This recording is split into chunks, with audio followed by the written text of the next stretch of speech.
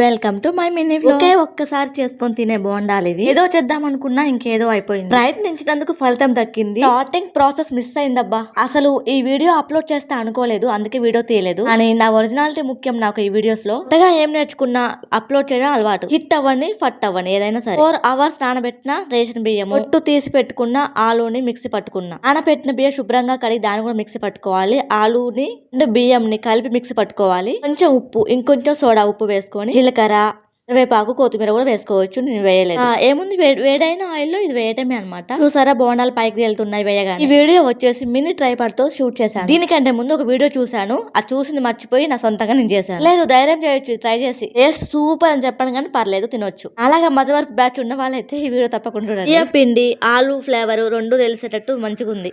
Sorry నేను కొత్తిమీర కూడా వేసాను. ఎన్నైనా గుర్తుపెట్టుకోవాలి, చాలా వీడియోస్ ఉన్నాయి పోస్ట్ చేసి. చూస్తున్న ప్రతి ఒక్క లైక్ ఇచ్చి వెళ్ళండి అండ్ సబ్స్క్రైబ్ చేసుకోవచ్చు కదా. Thank you.